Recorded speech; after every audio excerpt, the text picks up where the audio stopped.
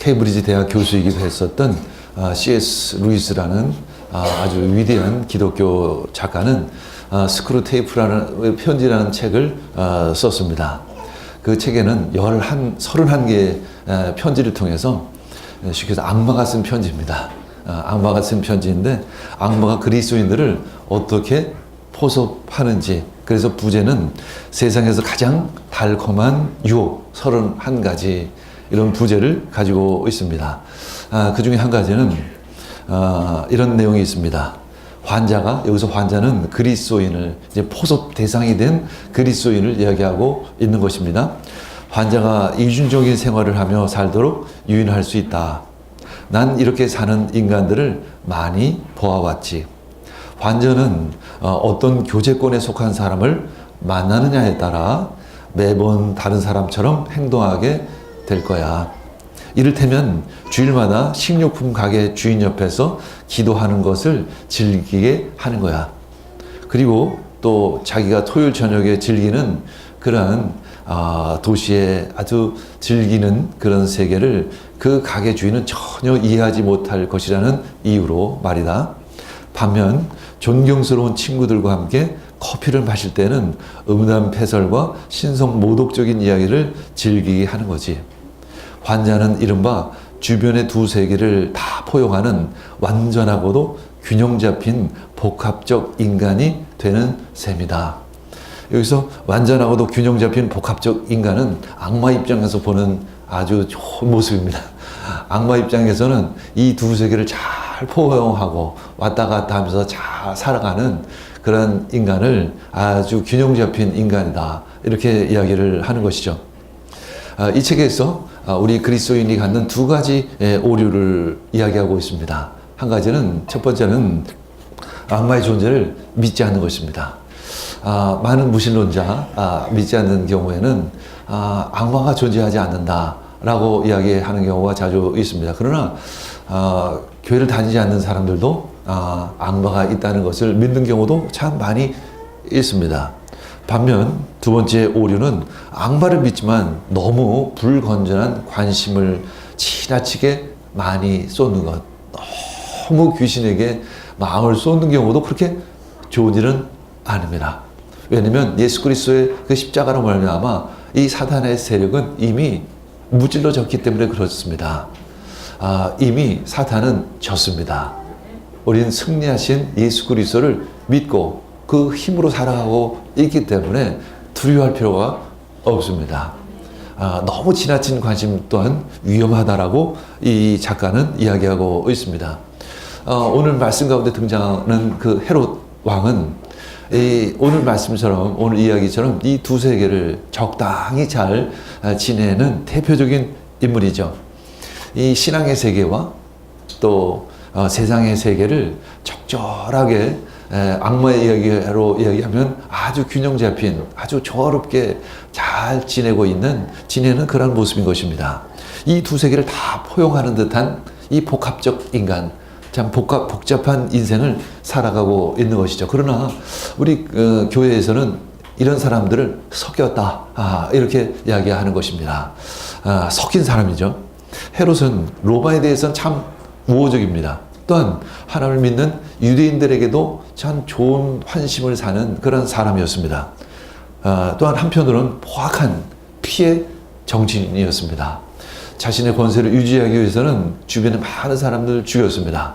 자신의 가족까지도 죽일 수 있는 그런 아주 악독무모한 그런 사람이었던 것입니다. 반면에 또한 유대 종교에 대해서 굉장히 관용적이었습니다. 야고보를 처형시키는데 그는 종교적인 이유를 들었을 것입니다. 마치 자신이 믿음이 대단히 좋은 사람처럼 그렇게 행세를 했었을 것입니다. 당시의 로마 황제였던 글라우디우스와는 아주 절친한 친구였습니다. 또한 유대 종교 지도자들과도 좋은 유대 관계를 가지고 있는 그런 사람이었습니다. 술자리에서는 아마 음담패설 또는 신성모독의 발언도 서슴지 않았던 그런 사람이었을 것입니다. 반면에 또한 성전에 가서는 아주 거룩한 모습으로 희생제를 드릴 수 있는 그런 사람이었을 것입니다. 이것이 바로 사단이 가장 좋아하는 모양인 것이죠. 인간의 죄로 말미암아 영적 전쟁은 시작이 되었습니다. 사단의 전략은 무엇이냐? 한마디로 가짜 그리스도인을 양산해내는 것입니다. 그래서 이 가짜 그리스도인을 도구로 삼아서 이제 교회를 공격하는 것이죠. 그래서 사단은 가짜 그리스도인을 만들기 위해서 죽이지 않고 생포하는 전략을 쓰는 것입니다. 마치 자기가 아직까지도 그리스도인인 것처럼 착각하도록 만드는 것이죠. 그래서 마치 첩자를 파송하는 것처럼 그렇게 이 교회 가운데 가짜 그리스도인을 심어 놓는 것과 같은 것입니다. 그래서 사탄을 우리는 성경에서는 속이는 영, 미혹해 하는 영, 또는 파괴하는 영, 또는 더러운 영이다 이렇게 이야기를 합니다.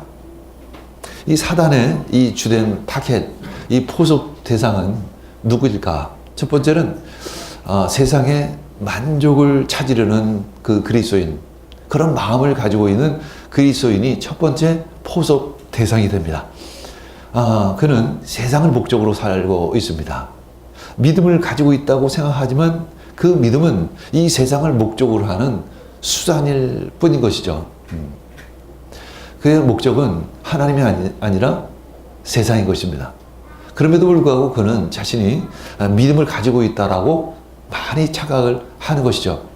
우리 신실한 크리스찬 중에서도 이 두 세계를 왔다 갔다 하는 경우가 자주 있습니다.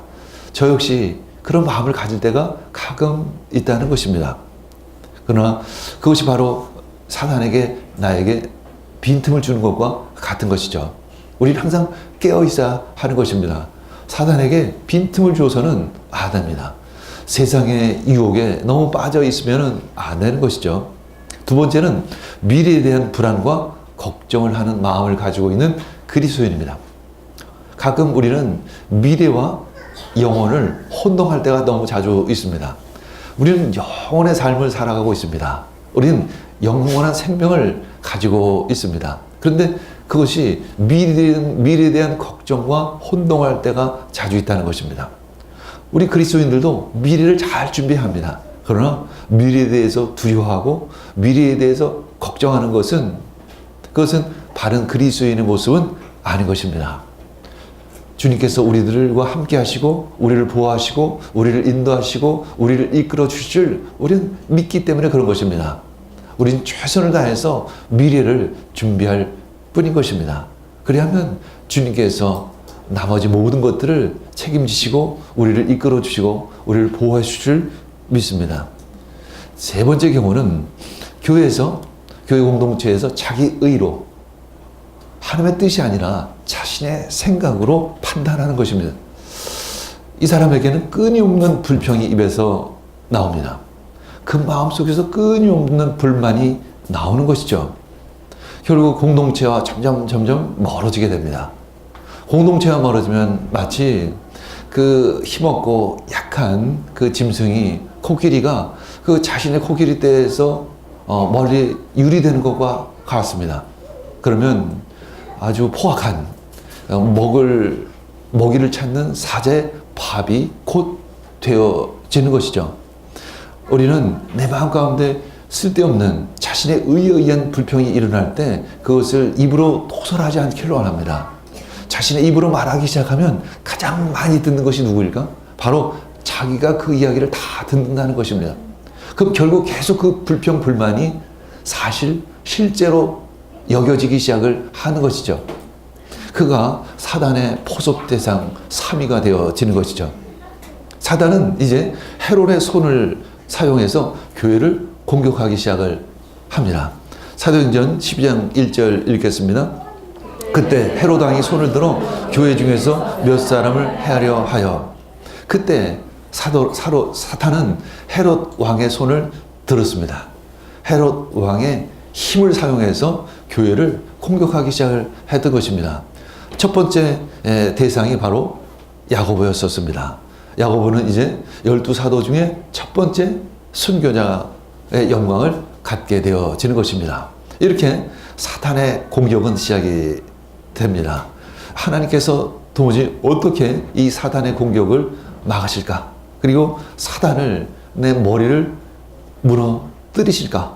우리는 그것을 기대하면서 이 말씀을 들어야 될 줄 믿습니다. 이 두 번째, 그래서 야고보를 처형시킨 다음에 유대 백성들이 너무 좋아하는 것을 보았습니다. 이제 헤롯 왕은 여론의 그 민심을 살피면서 사람들이 참 좋아하는 모습을 보면서 이제 초대교회 수장인 베드로를 또 처형하려는 계획을 세우는 거죠. 이제 베드로를 체포합니다. 그런데 그때 하나님께서는 가만히 계시지 않으시죠. 하나님의 사자를 그 감옥 가운데 보냅니다. 그 사자를 통해서 이 베드로를 아주 기적적으로 구출하게 되어집니다. 이제 감옥 밖으로 나온 베드로, 그가 가장 먼저 달려갔던 곳은 바로 마가의 다락방이었던 것입니다. 마가의 다락방은 오순절날 성령 세례가 임했던 그 장소였습니다. 그 장소는 마치 초대교회의 시작을 알리는 그런 공간이었던 것이죠. 우리가 마가의 다락방 하면 굉장히 작은 집으로 여겨질 수 있겠지만 그렇게 작은 집이 아닙니다. 굉장히 큰 집이었고 또 다락방에는 한 120명 정도가 앉아서 함께 기도할 수 있는 그러한 큰 장소였었습니다.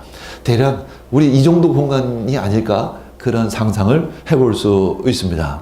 이제 베드로는 당연히 마가의 다락방을 향해 달려갑니다.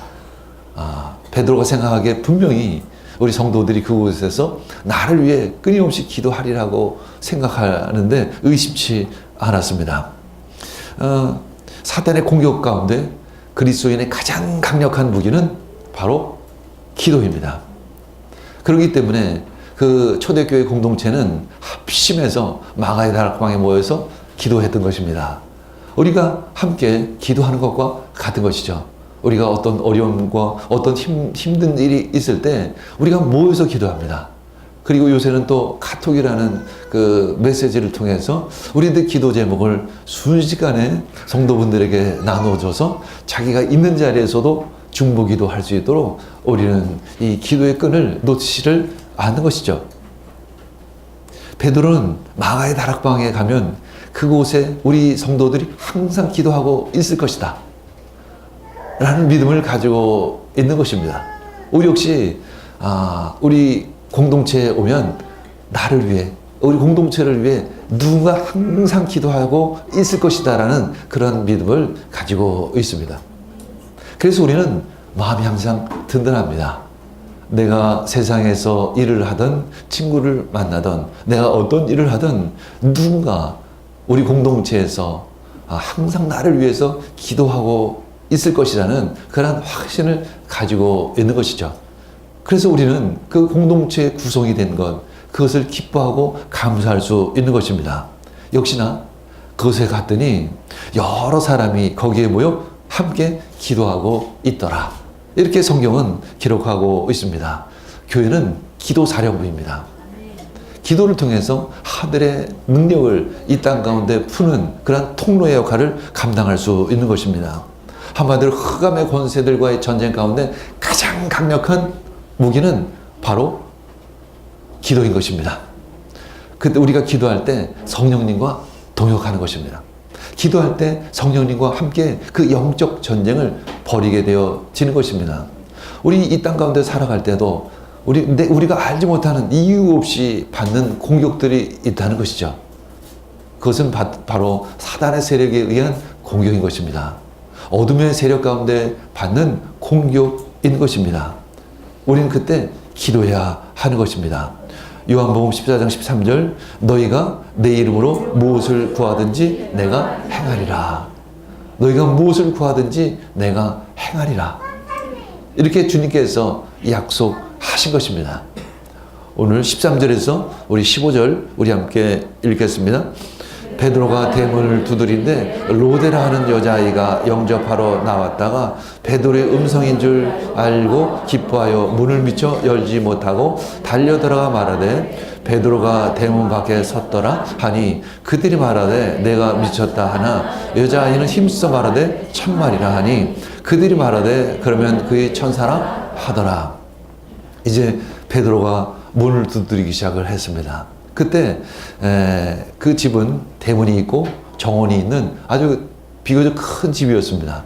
그래서 그곳에는 여종이 항상 문을 지키고 있었죠. 그 여종의 이름은 로데, 장미라는 의미를 가지고 있었습니다. 그 로데가 누구인지 알아보기 위해서 누구세요? 분명히 그렇게 얘기를 했겠죠. 그때 베드로가 나다 아마 이렇게 얘기했을 것입니다.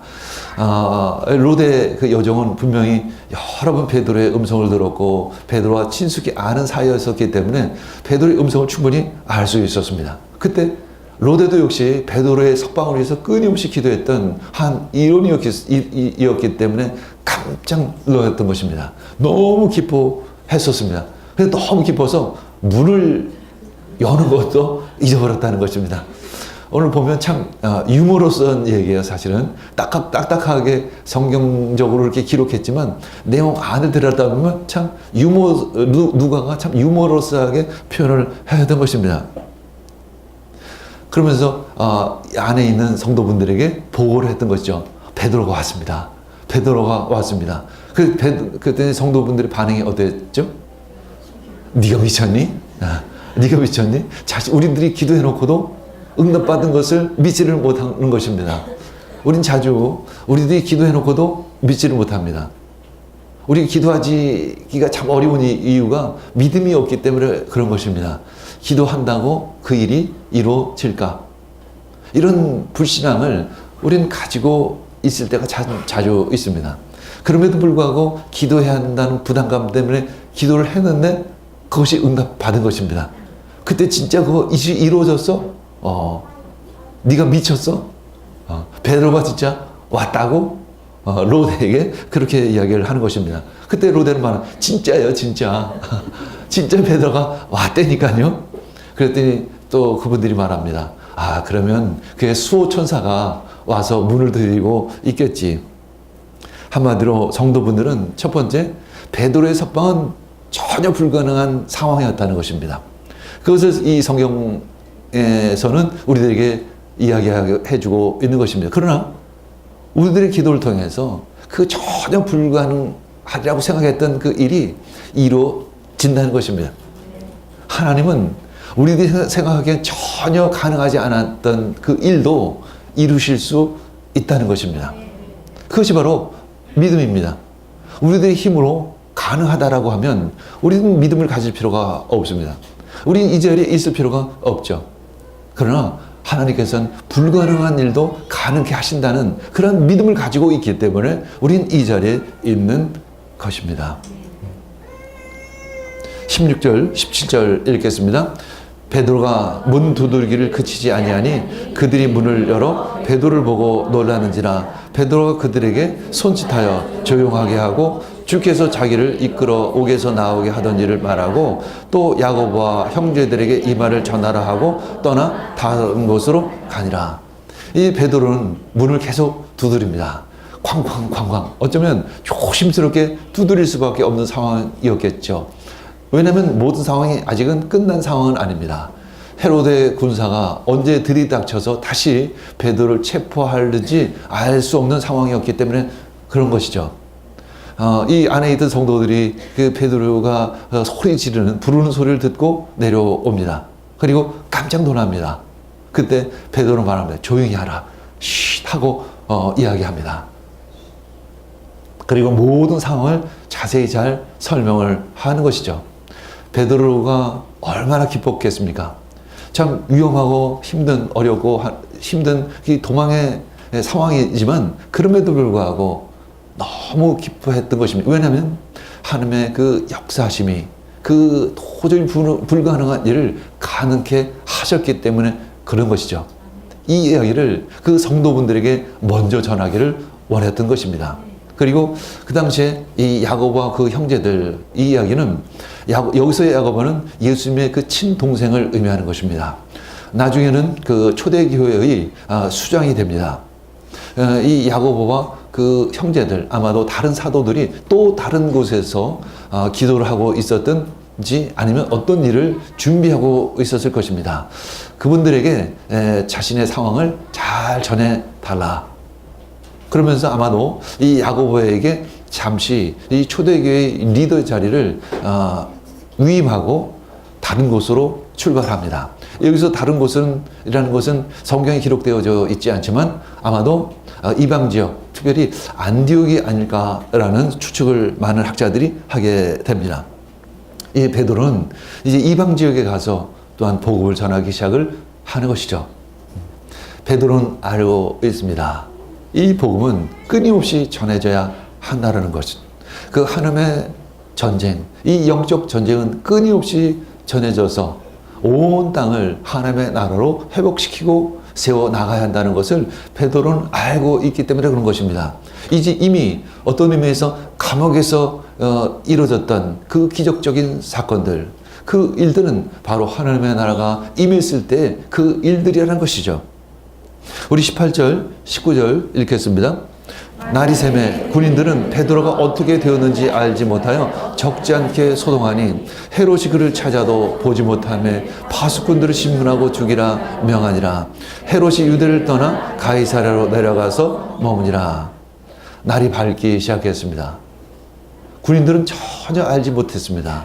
어떻게 베드로가 이 감옥 바깥으로 나갔는지 도대체 알지를 못했습니다. 그러니까 많은 소동이 일어날 수밖에 없죠. 이제 헤롯에게 당연히 보고가 들어갔습니다. 헤롯 역시 깜짝 놀라고 당황할 수밖에 없었습니다. 자기 계획이 모두 수포로 돌아가는 그러한 아주 패배, 아주 절망을 경험할 수밖에 없는 것이죠. 이제 이 초대교회 그리스도인들을 통해서 좋은 여론을 자신에게 돌리고자 했던 자신의 계획이 완전히 무너지는 그러한 순간이었습니다. 엄청나게 화를 낼 수밖에 없었겠죠. 파수꾼들에게 신문합니다. 그리고 죽이라고 명령을 하는 거죠. 당시의 국법으로 보면 지키던 그 죄수가 도망을 하게 되면 그 지키던 병사가 이제 처형을 당하는 것이 사실은 국법이었습니다. 어쨌거나 이 헤롯은 이 피해 형식을 하는 대표적인 인물이었던 것입니다. 그는 파괴의 영, 분열의 영을 가지고 있는 사람이었던 것이죠. 하나님의 손이, 하나님의 능력이 헤롯의 권세를 제압하기 시작을 하는 것입니다. 도대체 다음 단계는 하나님이 어떻게 그를 제압하실까? 우리는 그것을 기대해야 하는 것입니다. 하나님께서 우리 삶 속에서 어떻게 개입하시고 어떻게 역사하시고 어떻게 이끌어 가실까를 우리는 항상 기대해야 하는 것입니다. 지금 힘들고 어려운 일이 있을지라도 주님께서 이 일을 어떻게 이끌어 가실 것인지를 우리가 믿음 안에서 주님을 바라봐야 하는 것이죠. 바로 그것이 믿음인 것입니다. 그것이 우리들의 믿음의 삶을 살아가기를 원합니다. 20절에서 23절 읽겠습니다. 헤롯이 두로와 시돈 사람들을 대단히 노여하니 그들의 지방이 왕국에서 나는 양식을 먹는 까닭에 한 마음으로 그에게 나와 왕의 침소 맡은 신하 블라스도를 설득하여 화목하기를 청하니라. 헤롯이 나를 택하여 왕복을 입고 단상에 앉아 백성에게 연설하니 백성들이 크게 부르되 이것은 신의 소리요 사람의 소리가 아니라 하거늘 헤롯이 영광을 하나님께 돌리지 아니하므로 주의 사자가 친히 벌레에게 먹혀 죽으니라. 이 두로와 시돈은 헤롯의 통치적은 아닙니다. 그러나 로마의 관할 아래에 있기 때문에 또 헤롯은 로마 황제와는 아주 절친한 관계에 있었기 때문에 당시에 두로와 시돈 사람들은 헤롯에게 식량을 의존했었습니다. 당시에 지난 말씀처럼 이스라엘에는 큰 가뭄이 있었죠. 아마도 가뭄 때문에 두로와 시돈 사람들 역시 그 식량 문제로 아주 굉장히 어려움 가운데 있었을 것입니다. 그런데 어떤 이유인지는 잘 모르겠지만 헤롯은 두로와 시돈에 대한 식량 공급을 중단해버리고 맙니다. 이 사람들은 더더욱이나 가뭄 때문에 힘든데 더 큰 어려움을 겪을 수밖에 없게 됐죠. 그래서 그들은 침소 맡은 신하, 한마디로 이 헤롯과 굉장히 가까운 신임을 받는 그 신하를 통해서 블라스도를 통해서 화친을 맺기를 원하는 것입니다. 이날은 특별히 로마 황제인 글라우디우스의 생일이었습니다. 근데 그날을 나를 택해서 이제 헤롯은 아마도 이 원형 경기장에서 많은 백성들을 향해서 연설을 시작을 했을 것입니다. 이 원형 경기장의 앞쪽은 바다입니다. 아마도 바다를 배경으로 이 헤롯은 은빛 그 왕복을 입고 단상에 올라옵니다. 단상에 올라올 때 이 빛의 그 은빛 왕복이 비추기 시작을 합니다. 마치 바다에서 떠오르는 태양처럼 많은 사람들은 그 태양신을 모시고, 로마 사람 태양신을 모시고 있었는데, 사람들은 그 헤롯 왕을 향해서 저 사람은 사람이 아니다, 신이다, 태양신이다, 이렇게 높여 칭찬을 하기 시작을 했던 것입니다. 한마디로 최상의 아첨을 그에게 올리는 것이죠. 왜냐하면 필요한 것이 있었기 때문에. 그렇다면 당장 굶어 죽을 수도 있기 때문에 두로와 시돈 사람들은 그 식량 공급을 다시 받기 위해서 이 헤롯 왕을 최대한 높여 올리기 시작을 했던 것입니다. 신의 소리요, 사람의 소리가 아니라. 우리 가끔 이런 이야기를 들을 수 있습니다. 아니, 이 정도 이야기는 듣지 않을지라도 하나님처럼 대접을 받을 때가 가끔 있을 수 있다는 것입니다. 가끔 목회자가 그런 위치에 있을 수가 있습니다. 어떤 신방을 갈 때라든가, 여러분들에게 어떤 말씀을 전할 때라든가, 마치 여러분들 예수님처럼 그 이야기를 듣고 또 순종할 때가 있다는 것이죠. 그러나 우리는 그것을 받아서는 안 됩니다. 왜냐하면 우리는 한 인간이기 때문에 그런 것이죠. 베드로 역시 고넬료의 초청을 받아서 갔을 때 고넬료의 가문의 모든 사람들이 무릎을 꿇고 그에게 절을 합니다. 마치 예수님을 향해서 절을 하듯이, 하나님을 향해서 절을 하듯이. 그때 베드로는 이렇게 대답합니다. 나는 하나님이 아닙니다. 나는 당신과 똑같은 사람일 뿐입니다. 역시 헤롯 역시 그렇게 대답을 했어야 했었습니다. 나는 당신들과 같은 한 인간입니다. 이렇게 이야기를 했어야 하는데 그 소리를 받았던 것입니다. 마음으로 받았던 것입니다.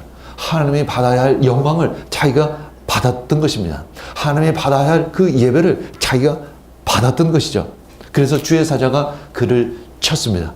그래서 한마디로 벌레가 먹어서 죽었다, 이렇게 이야기하는데, 그 유명한 역사가인 그 요세푸스는 이 사실을 그대로 기록하기를, 그가 5일 동안 복통을 앓다가 요절을 했다라고 이렇게 기록을 합니다.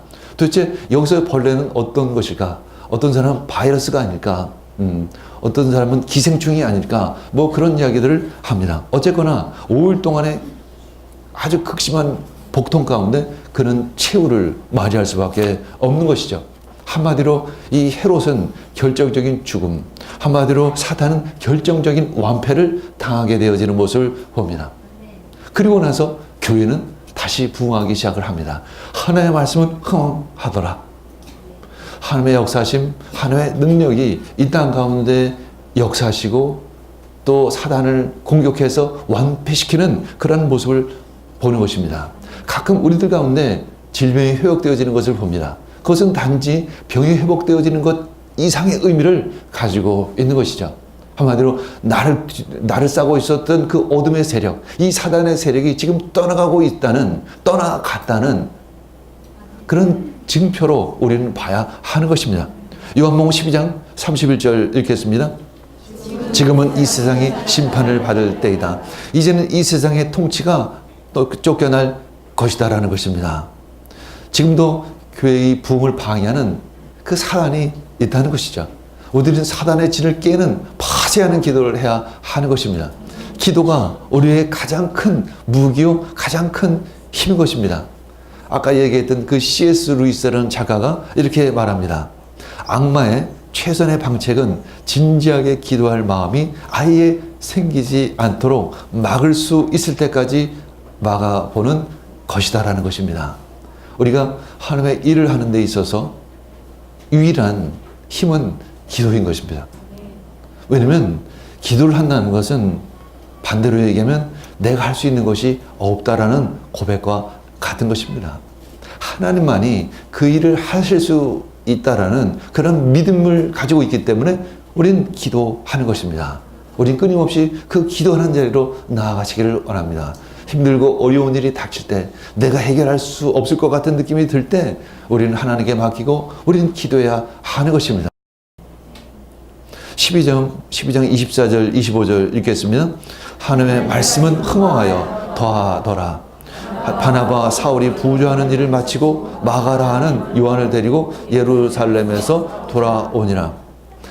이때 이 사단의 세력이 물리쳐지고 드디어 하나님이 다시 한번 승리하신 것을 바라보았을 때 이 교회는 다시 한번 부흥의 가도를 달리는 것을 볼 수 있었습니다. 한마디로 하나님의 말씀은 다시 흥왕하더라. 우리는 기도할 때 하나님의 말씀을 붙잡고 기도하는 것입니다. 중언부언하며 기도하는 것이 아닙니다. 내 생각으로 기도하는 것이 아니라 하나님의 말씀을, 진리를 가지고 기도하는 것입니다. 그때 기도의 능력을 우리는 또한 경험하는 것이죠. 헤롯은 두로와 시돈 사람들을 향해서 식량 공급을 중단했었습니다. 어떤 자신의 정치적인 목적을 위해서, 전략적인 어떤 계획하에서 아마도 그 식량 공급을 중단을 했었을 것입니다. 그러나 바로 그때 안디옥에서 보낸 바나바와 사울, 이 두 대표단은 이 안디옥 교회에서 보냈던 그 구제금을 가지고 예루살렘 교회를 향해서 그들에게 전했던 것입니다. 그 구제금은 바로 당시의 그 식량의 어려움을 극복하기 위한 그 구제 물품이었던 것입니다. 그때 이제 두 사람은 마가라고 하는 바나바의 생지를 이 안디옥 교회로 다시 데리고 옵니다. 이제 세계 전도 여행을 위한 준비를 차근차근 시작을 하는 것입니다. 하나님의 나라는 끊임없이 확장되어지고 있습니다. 우리는 이 사도행전을 통해서 우리 하나님의 나라가 확장되어지고 하나님의 전쟁 가운데 우리 교회가 승리하는 모습을 우리는 계속 보고 있다라는 것입니다. 이 하나님의 선교, 이것은 바로 하나님의 전쟁과 같은 것입니다. 이 빛의 세계, 하나님의 나라가 이 어둠의 세력을 물리치고 나아가는 그런 전쟁을 우리는 보고 있는 것입니다. 그런 의미에서 사도행전이라고 표현하기보다도 도리어 성령행전이라고 표현하는 것이 더 적합할 수도 있는 것입니다. 성령님이 지금도 역사하시고 계십니다. 여러분들 삶 가운데 역사하시고 계십니다. 여러분들의 지경을 더욱더 넓혀가고 계십니다. 여러분들 가운데 둘러싸고 있는 모든 어둠의 세력들이 다 쫓겨가고 있음을 선포합니다. 여러분들을 방해하는 모든 장애물들이 떠나가고 있음을 선포합니다. 여러분들 가정, 여러분들 사업장을 방해하는 그 부흥을 방해하는 모든 세력들은 예수 그리스도 이름으로 모두 떠나가고 있음을 선포합니다. 이것이 바로 하나님의 전쟁입니다. 이미 승리하셨습니다. 우리는 이미 승리의 그 권세를 가지고 있는 그리스도인인 것입니다. 여러분 승리하는 삶을 살아가기를 원합니다. 주님께서는 우리들에게 성령의 검, 말씀의 검이라는 큰 무게를 주셨습니다. 기도를 통해서 그 하나님의 능력이 이 땅 가운데 역사하는 여러분들에게를 원합니다. 우리 함께 기도하겠습니다.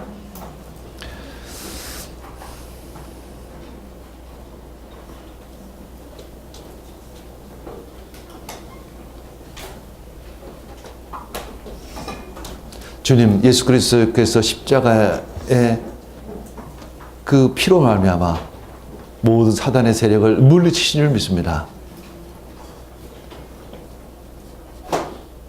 이제 내 주위에 있는 모든 어둠의 것들이 다 떠나갔음을 우리는 알고 있습니다. 주님, 이제 믿음의 남은 싸움을 우리가 하고 있습니다. 이미 승리한 전쟁을 우리는 치르고 있음을 고백합니다. 지금 작고 어려운 일들이 우리들 가운데 놓여 있지만 결국 예수 그리스도의 그 권세로 말미암아 하늘과 땅의 모든 권세를 가지고 있는 예수 그리스도의 이름으로 말미암아 승리하며 싸우며 나아가고 있게 있음을 고백합니다. 주님, 저희들에게 힘을 주시고 저희들에게 믿음을 주시옵소서.